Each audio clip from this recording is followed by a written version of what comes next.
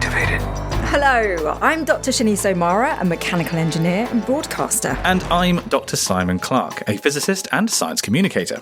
We all like to have the latest must-have gadget, but what price are we really paying for our desire to upgrade to the newest model?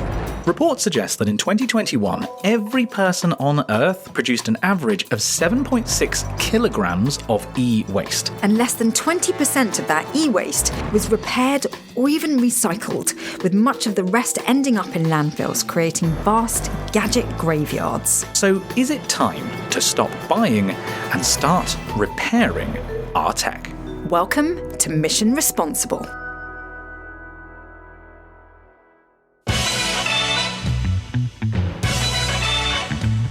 You know, my informant dropped off a new mission for me this morning. What? Well, my informant is what I call my postman. And by mission, I mean I had to pay a bill. That sounded so official. I know, right? I'm working on, blending in at the agency. Right. It's still early days, but I feel like, I'm learning the lingo. You're really trying to take on board your role, your new role. My quartermaster sorted me out with some supplies earlier. Quartermaster? It's the lady who works at Tesco. You know what? I respect how you're embracing this. So, are we secret agents or podcast hosts? Well, both, obviously. Right, so we're going on highly classified missions to save the day and then talk about it. Yeah, we'll figure it out. Yeah, probably. Yeah. Coming up in this week's episode.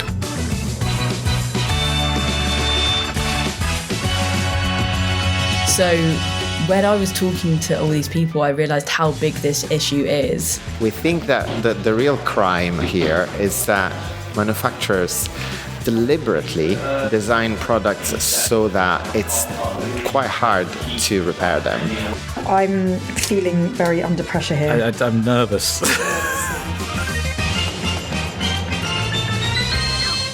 So Simon, how many bits of tech have you bought in the last 12 months? Actually, for the past 12 months, I've been pretty responsible. Whereas previous years, if you'd asked me that, I've been awful. I've bought a couple of things. I actually bought a solar panel this past year. That sounds very responsible. Well, I mean, it is responsible, but I don't know if I necessarily needed it. I liked the idea of being able to charge my electric bike with a solar panel, and solar power. The intention was there. The intention was there, but it did mean I bought another piece of tech. And the worst part is, actually, the biggest crime is that I do have that drawer of shame with all of my old mobile phones in. It's easily done. Yeah. But hang on, but you're an engineer. You must, when something breaks in your house, you must fix it, right? I'm more of that engineer that just loves accumulating bits and pieces. You're an engineering hoarder. Yeah. You are an episode of Scrap Heap Challenge. All in one. You provide all of the material and the engineer. I'm not the tinkerer in the garden shed. I am literally just the shed. You're the maniac in the scrapyard. Yeah. Seems to me we could both benefit from reusing our tech just a little bit more. Let's see what today's briefing has in store. I'll just switch to the encoded satellite channel and... Scanning. All operators are busy at this time. Please hold. Login accepted. Access granted. Welcome, agents. This week, your mission, should you decide to accept it, is to see how responsible engineering can help fix our way to the future. Fix our way to the future? Fix. It's such a great word. Agent Clark, your objective is to track down the group of rogue engineers running Team Repair and find out why they're sending out broken tech to schools around the country. Something's up here. I'm going to get to the bottom of this. Don't you worry. Agent Somara, your mission is to infiltrate and monitor a so-called repair party run by the organization known as the Restart Project. This is perfect. Maybe I can finally find a use for those electronic cables I've been hoarding since forever. Do you think you're going to hold the button down on the Restart Project? Briefing complete. Good luck, agents. This message will self-destruct in 5, 4... Is there any 3, way we can fix 2, these briefings so they don't... 1. I'll let you repair that one. Oh, thanks.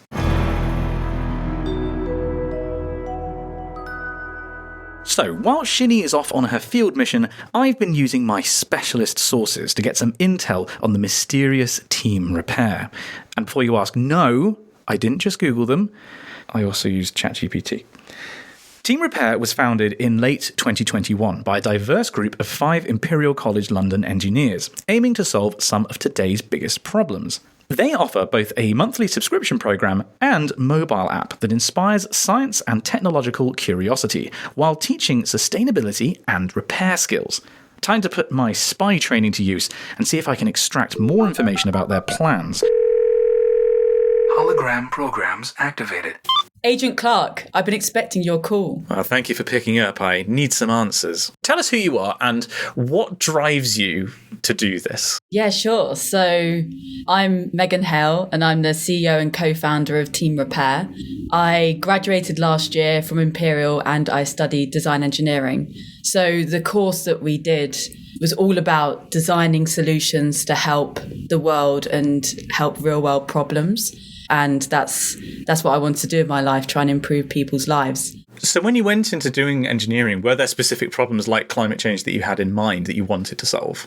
Yeah, particularly liked sustainability issues and medical problems, just because one of the first projects I ever designed was an insulin pen to help people with diabetes, because my dad's a type 1 diabetic. And I tried to solve the problem of him having to prick his finger and draw blood so many times in one day by using a technology that had just been released that was a tattoo that somebody could get that would change colour to your glucose blood sugar level. And then I made a prototype for an insulin pen that would detect the colour of the tattoo and then inject the amount of insulin. It definitely wouldn't have worked in the real world, but that was my first taste of being able to hopefully improve someone's life with a device that I could engineer. Amazing.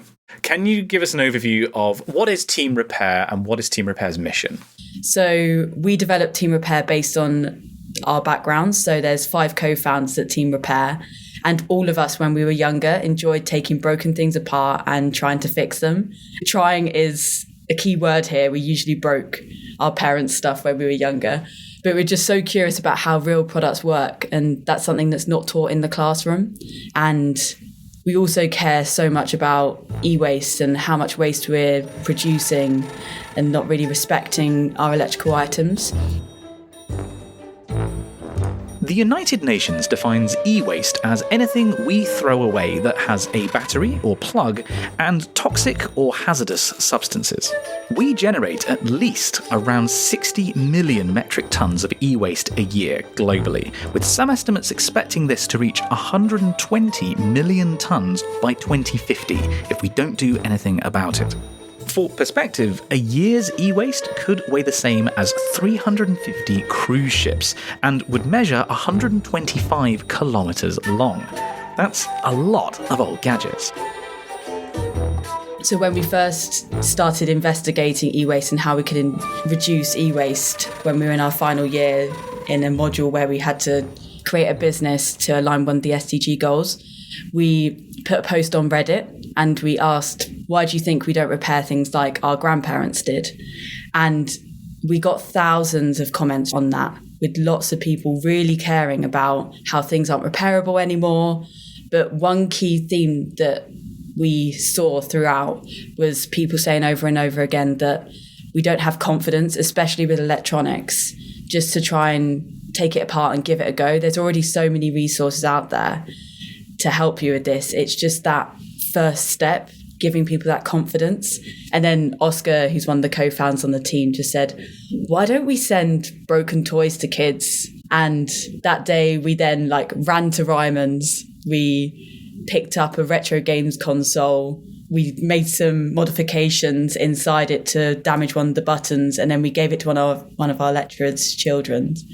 And he really enjoyed it. So yeah, that was the origin story of Team Repair. And then we just kept going with it until we got to the place we are today. So the product that you offer is a subscription model where it's a box a month. And who is it aimed for? What kind of age range? Is it just for kids or could adults do it as well? And what kind of things are kids fixing in the boxes? Yeah, so we actually have 2 different services. So we have the at-home program that we launched in April, where parents can buy these subscription boxes for their children to do at home. We also have some adults sign up. I actually had a lecturer at Imperial come up to me the other week. I think he was a lecturer in electrical engineering, and he came up to me and said, I'm useless at repairing. I don't actually know how real products work, but I'm a lecturer in electrical engineering. Can I please sign up for your service? And I was like, I don't know if you're going to learn much, but you can try. And then some examples of the sort of toys that children get. We've got a microscope that teaches children about lenses and circuits. We have a retro games console, which is a favourite of mine, where children can only play the games on the console once they fix the console. So that's a good motivator. We also have remote control cars, radios, so a big selection of items that children hopefully see in their day-to-day lives. It's just such a great idea. I think it's such an awesome concept. And it's something that you said, you did when you were a kid. I did when I was a kid. I was taking apart VCR sets and radios and things like that. Again, I also never fixed them. I think I only ever made things worse. So I definitely would have used this when I was a kid. So, I mean, you've already touched on this, but why do you think we should be looking to repair electronics rather than replacing them? Yeah, I think it's a much bigger problem than we realise. I think everyone I've ever talked to has a drawer of phones that they don't use anymore and they just don't know what to do with them. And the UK is producing so much e-waste. We're the second largest producer of e-waste at the moment, soon to be the first biggest producer of e-waste. And people just don't really realise that. I looked up some stats and they're predicting by 2030 we're going to be producing 55 million kilograms of e-waste every single year.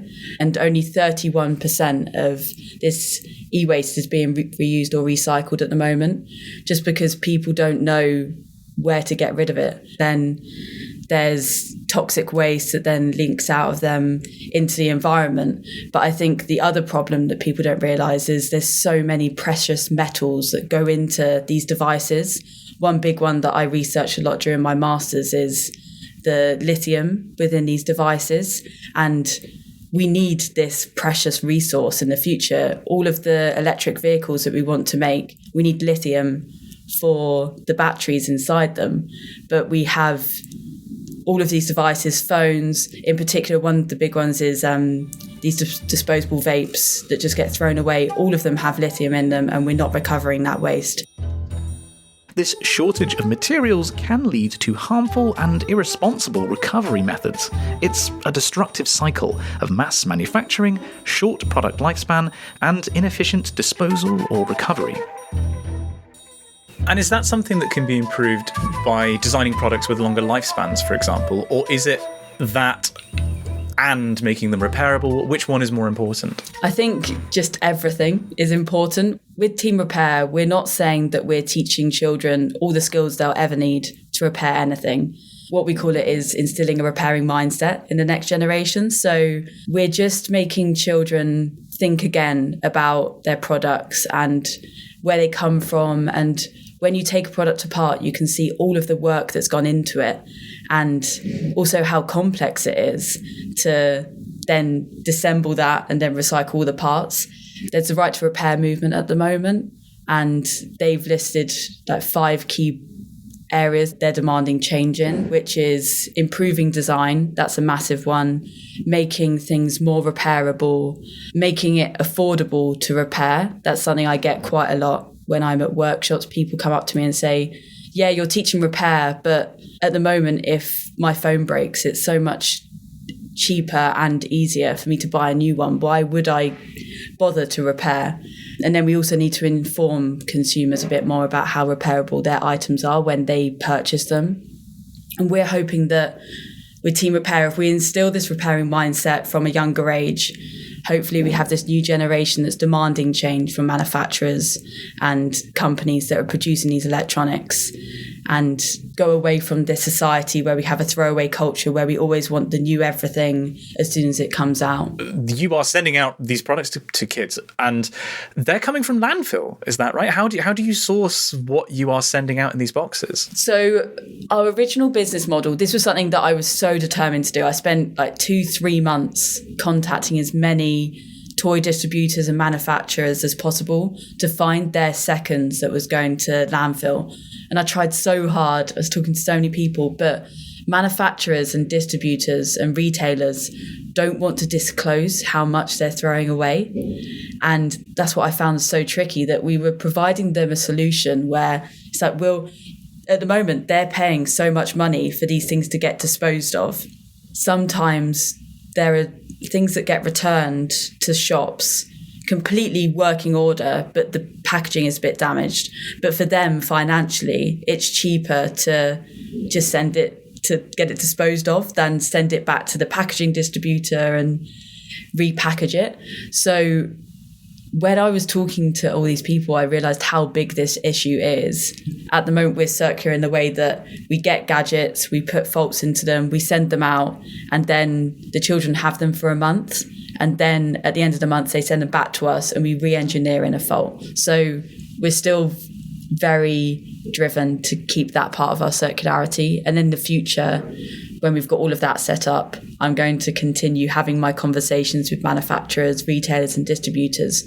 So then we can have a certain percentage coming from what would be waste. But it definitely, highlighted how big this issue was when I started trying to implement that part. So there's so many challenges that we need to overcome. And I think even though Team Repair from the outside may just look like little science kits that we're sending out, we're trying to prove that circularity can be possible, scalable and highly profitable from this first, and then taking those learnings to other businesses to prove to them that if we can do it, newly graduated engineers, then hopefully any business can shift to this circular model. I don't think this line's secure anymore. We better call it here. Thank you for your time, Megan. Thank you, Agent Clark. Data transfer complete. Hologram program deactivated. So it looks like there are some really good options out there when it comes to both upskilling the next generation and buying into a tech ecosystem that's easier to repair and upgrade. I'm really interested now to see how Shinny's got on with her mission to infiltrate a repair party? I'm here in London to locate something the organisers, the Restart Project, are calling a repair party.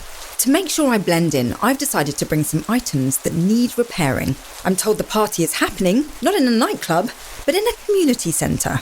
I'm beginning to think I shouldn't have worn my cocktail dress and heels. So I think I found it. I can see the logo for Community Association for West Hampstead. The door seems to be open, so I'm going to escape the rain. After stopping to change my cover to that of an ordinary, yet still fashionable and sophisticated engineer, I slipped past the security cameras and gained access to the centre. Looks like I'm in the right place. I'm seeing 1, 2, 3, 4 people behind a desk. It's really interesting, the electronics that are all over the place. There's a vacuum cleaner, there's a toolbox, and everyone that's on the other side of the table seems to be here trying to get their electronics fixed. Who knew that this was going on? So I'm next in the queue to talk to Sophia. Sophia Flucker is the repair event organiser. She seems to be in charge of finding out exactly what electronics people have brought with them today and noting down the problem and the restarter that's going to help fix the electronics. And then there's a column on her whiteboard that says fixed ? So clearly people leave here having their electronics fixed. Or maybe not. Let's see. Time to turn on the charm and extract some information from my target. I see you're busy noting things down on a whiteboard. So I do the registration for the restart parties. I'm the host. So when people come in, I take down their name, what they've brought, so the item, the make, the model, and its age, what the problem is, and then I match them with a restarter who can hopefully help them fix. So are all the restarters here experts in specific electronics, or why do you note down which restarter I potentially will be assigned to? So all of the restarters are volunteers. They come here because they've got different backgrounds. So I think some people have just always loved fixing, or they've maybe picked up skills, maybe at work or maybe just as a hobby. And some people might be more comfortable with doing IT fixes, software fixes. Some people maybe not so much. So once they've come a few times, I get to know who's good at what and what they're comfortable with. So that's how I try and match up the right person with the right fix. And when did this initiative start? So the Restart project was launched, I think it's 11 years old now, and it started in London. There's several Restart parties every weekend. I just do the local ones in this zone. Wow, I never knew this existed. Why is it so important that it does exist? So I think e-waste is a very large and growing waste stream, and a lot of e-waste is not recycled. So I think there's partly the environmental impact of our consumption and the fact that we're using more resources and those things. And I think also for the education aspect. So a lot of people are not comfortable changing a fuse. They don't know how things work. They don't know why should they buy one product over another. And for a lot of people, I guess you just have to choose the cheapest. You might not have the luxury of choice. But maybe if you know more about how do things work and why do they fail, if you've got the choice, you might choose differently when you buy things in the future. Have you seen repeat problems where, you're rolling your eyes like, oh, it's that brand again with that same problem? And if you have, is there anything you can do with the brand to maybe advise them? So this is why we're collecting the statistics. This is why we're trying to find out, well, okay, what's the make, what's the model? And it goes into a database. We get the stats from each party. So we get an estimate of how many tons of e-waste have we saved, how much carbon is it. It's very much an estimate, but it gives you an idea of your impact. But someone will have a look at the statistics, and then I think that's the idea that they can say, okay, for example, Apple products, they're really not made to repair. We see all of these barriers time and time again, and then you can approach the company, and it's not just because sort of Saturday afternoon, what are we doing right here, right now? There's a campaign about the right to repair and all of those things, which is also very important. Should we go through what I brought? Sure. Which item would you like to start with? I think this one is a battery, like a power bank type of item. And I think this is the one that I would want to have repaired the most because it was really expensive to begin with. And I just never use it because the third pin snapped. So it's the Hilker. It's a power bank. It's a Hilker. Does it have a model number on it? We're living in an era of rampant mass consumption. Everyone wants the newest gadget, the latest model, the next must-have item. But what is the true cost of our materialistic desires? A 2021 report by the World Health Organization warns that soaring levels of e-waste affects the health of millions of children. It's also throwing away valuable resources. The Environmental Protection Agency has calculated that 1 metric ton of circuit boards contains 800 times the amount of gold mined from 1 metric ton of ore, meaning it will soon be more efficient to harvest gold from e-waste than traditional mining. So I'm Nick Hartley. I'm retired now, but I spent many years working in the electronics industry. But long before that, as a kid, I was taking radios apart and sort of trying to find out how they worked. In fact, people were a bit. My father was a bit in desperation about me. I used to take my toys apart, and he said, "Why can't you play with them like any normal boy?" And I said, "No, I want to find out how they work." And then once you know how they work, then you're halfway towards fixing them. The hallmark of a true engineer, taking things apart, putting them back together again. Is this? Don't shake it. Hello. I have a common theme to my electronics problem. The plug, third pin, has snapped off. It's happened twice. I don't know why. Is this something that is an easy fix? That's a very good question. It very much depends on what equipment you have with you at the time. Obviously, coming here to this test centre, I can only bring a certain amount of equipment with me. You see it's all here on test, and I haven't actually got a replacement pin for that. I would tackle this as a mechanical engineering job. I need a piece of metal about this. I'd probably take a pin from an existing 13-amp plug, an old one which I've tossed away or something, and attempt to fix that in. It obviously means opening up the plastic. That's a complete moulded unit, so I'd have to cut that off to get into it. But on second thoughts, actually, might be possible to do it just by tapping a hole in there and fixing in a third pin. Well, it's been so interesting to watch you process the problem and come up with suggestions for the solution. Thank you so much for your time, and thank you for what you're doing, because you're making it all doable. You're making... It doesn't seem so intimidating when I see you tinkering away there. So thank you. Yeah, you're welcome. You're very welcome, yeah. Repairing gadgets and safely recycling e-waste will not only improve health, it will reduce carbon emissions and mean more devices are available to those who need them. As recently as 2021, Ofcom reported that around 1.5 million homes in the UK don't have access to the internet, in many cases due to a lack of computer or e-device.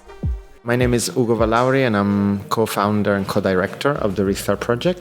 It's really genius because you're challenging the major manufacturers. We all have experienced products that fail at times shortly after the end of the warranty.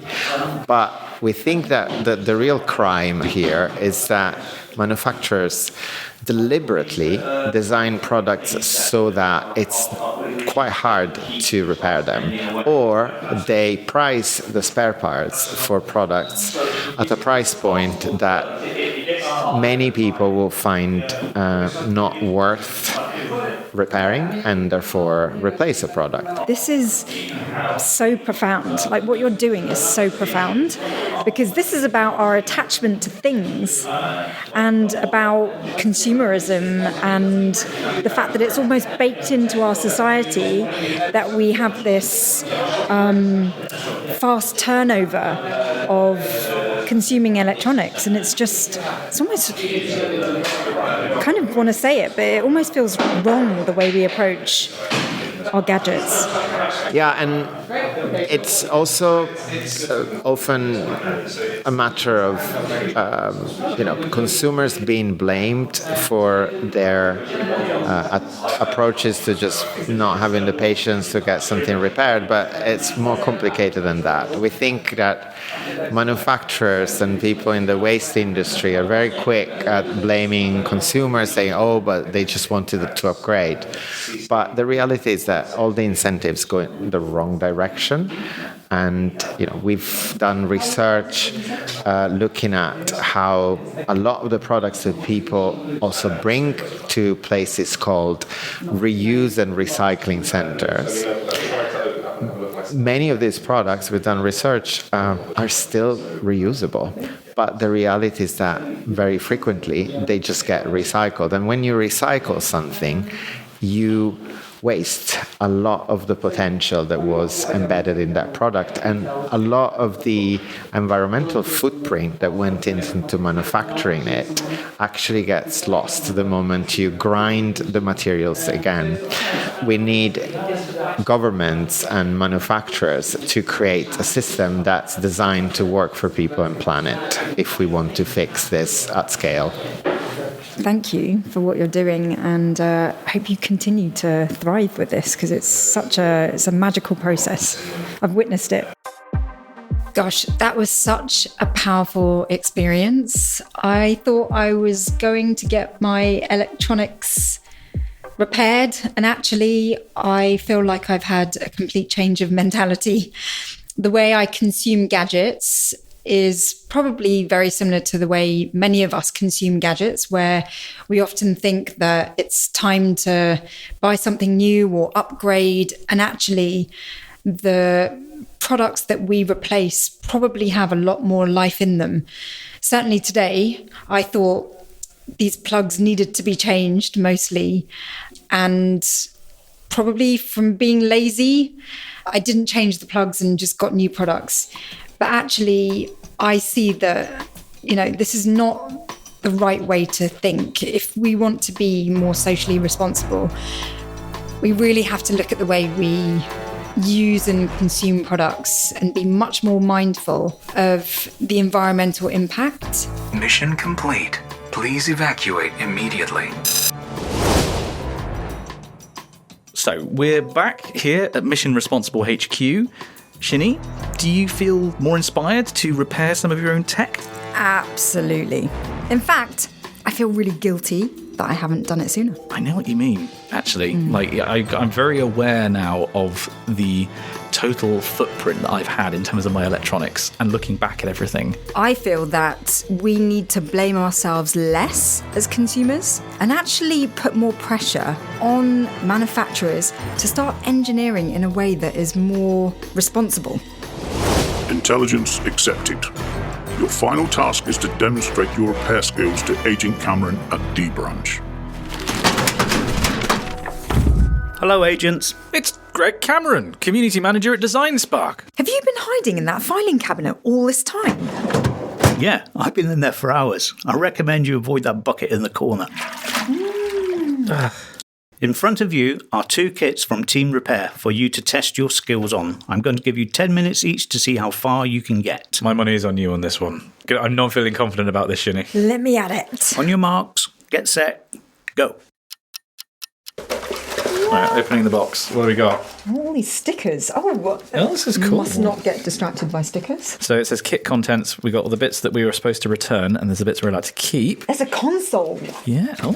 Oh, apparently there's a screwdriver, batteries. Yeah. Oh. Whoa. There's way more in here than I thought there was. Yeah. I'm seeing resistors. Length of copper tape. Yeah, I knew that would be important. Some screws, some LEDs. Crocodile clip. Oh gosh, so we basically need to make this thing work. Yeah, so I'm going to take the screw in the back off. Okay, right, and there we go. So the first check is if I put batteries in, is anything going to happen? Like, is there a fault with that component? So I'm putting the batteries in. 7 minutes left. Okay, grief. Oh my gosh. Right, okay. Simon, why is your leg shaking? I'm nervous. Nervous, yeah. It's a spy shake. It's an advanced technique. Right. So I've got the circuit board that's attached to the front of the games console, and I picked up the screen, which has got a like a ribbon connection, and that's obviously supposed to go onto the circuit board, but I can't see where, and I can't see how to fit the screen into the gap for the screen. So I'm not even going to waste precious seconds looking at what you're doing. I was about to say I'm worried about breaking this, but I mean it's already broken. So we've got copper strips, we've got resistors, we've got LEDs. Right, so Dropped a cable. Oh. that's good. It's a delay. Right, I can get ahead. Simon, do you want to pick that up for me? No, I'm just going to start knocking your things on the floor. Actually, where is chivalry? Just over 5 minutes left, guys. What? Right. I'm actually going to stand up. Aha! Right, my screen's in. I just dropped half of my things. I'm feeling very under pressure here. So where are you at the moment? Right, so I think you need to take the green board out. There's a screw there, and then the screen can fit in. Did you just basically take the screwdriver and just get rid of all the connecting screws? I mean, when you put it like that, it makes me sound like a barbarian, but yes, that is basically what I did. So I took off the circuit board. I've just lost a few plastic bits. Welcome to my world. Half of this is on the floor. Right, so I've never actually had to do this connection before. That looks like it goes in there. But that feels like it's a very tenuous connection if it's supposed to go Okay, there. so basically the only thing that was wrong with this device is that the screen was missing. Well, we don't know that. There could be further faults. Hang on, I'm just going to stand up as well. I'm getting competitive now. So there's missing cables on the right-hand side. They presumably are going to plug into either the circuit board or the power source, because I can't help but notice the power source isn't connected to anything else. So we are about 1 minute 30 out. So we really need to hurry up. No worries. No, I'm on top of this. Don't worry. Your games console will be repaired. It's fallen apart again. What are you doing about this bit? So I just tried to put it in, and I thought I was successful. I was just taking the tab from the screen and feeding it into that port. But yes. I don't think I was successful because it just popped out. Keep your nerve, guys. You're in the final minute. No worries. Not sweating at all. You're sweating. I'm not entirely sure I've got the screen the right way round. There's only one place that the ribbon connector from the screen can go in. It's got to be in that component, but I can't figure out how to get it to stick. Yeah, I have got the... We're in the same boat here. But if you figure it out, let me know, and if I figure it out, I'll tell you. Oh, my screen's falling out! We're into the last 20 seconds, guys. Right, my buttons! No, my buttons! Pressure. Okay, it's fine. I didn't need that button anyway, I'm sure. Right. Maybe it just miraculously conducts without having to feed it in anyway. There's redundancy in this design. I'm sure half these components aren't necessary. Right, so if I just get in there. 5, 4, 3, 2, 1. Time's up, guys. Okay, for full disclosure, guys, this was actually should have took you about 30 minutes rather than 10 minutes. So, wow. And that's just to open the box. So if you could just hold up what you've got and show me and tell me what you've seen, what you've been through. I've been through hell and back. I think we're actually at the same point. Yeah. That was really stressful because I now need to finish this. So we're going to have to put this show on hold while I go away on my own. The agency's going to call with more missions and you're like, I'm sorry, this game's console is not going to fix itself. What do you think about sending these out to schools? Great idea. If I was in school and this was an activity that was offered to me, I would take it up in a heartbeat. This is absolutely awesome. And similarly, I also want to see this through. I feel like it's a simple problem, but it's really opened up a whole minefield of complications that you can really explore. Yeah, definitely. And also, you know, it's basic skills. Like this, if you can fix this kind of component, if you, for example, I don't know, if you just a connection gets loose in this kind of device, then you know how to fix that. You can make similar repairs on other things. And, you know, having taken apart many things when I was a kid, I recognise a lot of these components as being very common.